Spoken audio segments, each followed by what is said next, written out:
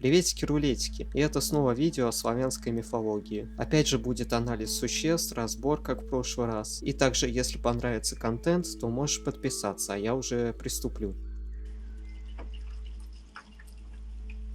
Начну я с такой темы, которая вышла достаточно объемной. Я охуел от количества информации, пока сценарий готовил. Тоже такая русалка. А это обаятельная, красивая, молодая девушка или маленькая девочка. В белом платье или сарафане, или же вовсе без одежды. Но картинок голых русалок я не вставлю, так что руки на стол в шелунишке, а то мало ли уже приготовились. Также очень бледная, с длинными распущенными волосами, светло-русого или зеленого цвета, то есть среди русалок тоже бывают неформалки. И при этом с венком на голове из цветов и трав. По своей сути русалки это мертвецы. До этого же они были настоящими девушками и детьми, но утонули добровольно или же по другим обстоятельствам, и от этого они и стали русалками. Особенно под большим риском некрещенные, проклятые и те, что ни разу не вступали в брак. Но это, конечно, блядь, дискриминация какая-то женщин. Кстати, русалкой мог стать и мужчина, но это скорее исключение и редкость. Места обитания, понятное дело, разные водоемы. Хоть большие, хоть маленькие. Но вот моря, болота и океаны скорее нет. Однако они не просто на дне там жили, а тапают своего морского хомяка и затем покупают себе дома из ракушек и драгоценных камней. Довольно они выходят состоятельные. И охуенно живут, можно мне такой дом. Кстати, русалка могла не только в человеческом облике появиться. Она еще была способна к оборотничеству. Могла и в виде крупных животных появиться, теленок или собака, в образе птицы, сороки, гуся или лебедя, или же лягушки, белки, крысы или зайца. Можно сказать, что любым животным могла обернуться. Пусть русалки хоть и водяные духи, но ненадолго на берег могли выйти. Допустим, при такой ситуации. Если русалка вылезала из воды присесть, допустим, на прибрежный крупный камень, чтобы расчесать свои волосы костяным гребнем. При этом же у нее в волосах много воды, и от этого вода прям течет рекой с них. Если же вдруг в такой момент заметит человек ее, или он доебется, или наоборот она заметит, то она мигом нырнет обратно в воду, чтобы скрыться. Но у русалок это не единственное занятие. Несмотря на хуевую участь, то они и веселятся, и поют, и пляшут, и хороводы водят, и играют между собой. И все это не хуже людей. Да, русалки не могут выходить надолго из воды. Однако есть период, который называется русальная неделя. Вот тогда они такие: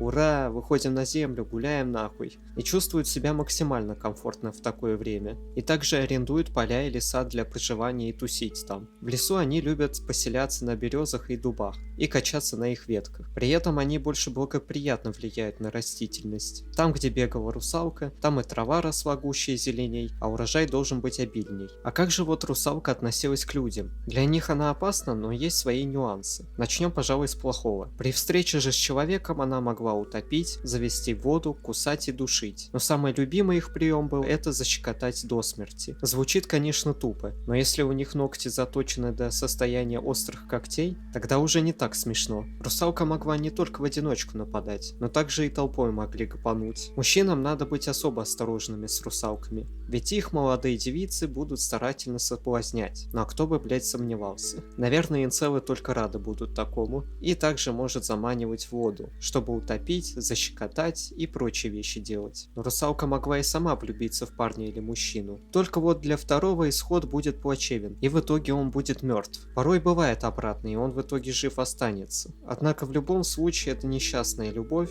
и закончится все расставанием обоих или же одного с жизнью. А теперь перейдем к хорошему, и русалок можно и задобрить. Для этого были разные обряды еще. Один из них такой был. В русальную неделю и также на троицкие праздники завивали венки из трав и цветов и оставляли на березах и дубах. Спустя время, если не спиздили, за ними возвращались и забирали. Еще вот какой второй был. Для русалок создавали свой секонд-хенд и вывешивали одежду на забор в такое же время ночью, чтобы русалки могли себе забрать. Однако где-то вообще могли оставлять в лесу одежду или на ближайших кустах от дома, а там леший мог спиздить. Ранее я говорил, что русалки могли и обнаженными ходить. От этого и появлялась нужда в одежде, или же в полотне, нитках, пряже или ткани, чтобы самим в себе шить. Здесь опять же русалкам и помочь можно, если им это дать. Однако они могли и такой мув провести. Опять же в русальную неделю пробраться ночью в дом, а затем русалка сама может там начать шить. Но получался у нее пиздец, и она могла только расхуярить ткань или пряжу. А затем она видит, что за хуйню она натворила, и уходит. Поэтому в такую неделю запрещалось ткать, прясть и схожие манипуляции. Еще интересно, что русалки, как и люди, могли и своих детей иметь. И этим детям они также ищут одежду или ткань, чтобы прикрыть их. Заботятся о детях и оберегают их русалки не хуже людей. В итоге русалки все еще представляют угрозу, но и задобрить их можно, и даже им помочь. А они за это даже могут наградить чем-то. Если русалка решила все-таки напасть, то есть особые методы защиты, помимо меча и лука. Самое первое и банальное – это читать молитву и иметь при себе серебряный крест. Или же из такого же металла оберег. Можно сказать, эта имба от любой нечисти защищает. Есть еще второй вариант. Можно русалку уколоть булавкой или иголкой. В таком случае, если русалок несколько, то уколов одну, сбегут и остальные. Это, конечно, надо еще постараться попасть. Так что, мне кажется, хуйня способ. Еще вот третий вариант. Это можно бросить перед русалкой платок, фартук или что-то похожее. Если же ничего такого нет, то оторвать от своей одежды части и отдать. Это как и защита, и как способ задобрить. И в таком случае она тоже отстанет. И теперь последнее – это иметь при себе полынь или чеснок, потому что они боятся этих растений и не переносят их запах. Порой еще встретив русалку, она может внезапно загадать загадку Жака Фреско. Звучит она так: петрушка или полынь? Если ответить петрушка, то русалка ответит: ах ты моя душка, и набросится щекотать до смерти. Или что-то другое делать. Если ответить полынь, то ответит: а ну тебя сгинь, или брось ее под тын, и убежит в страхе.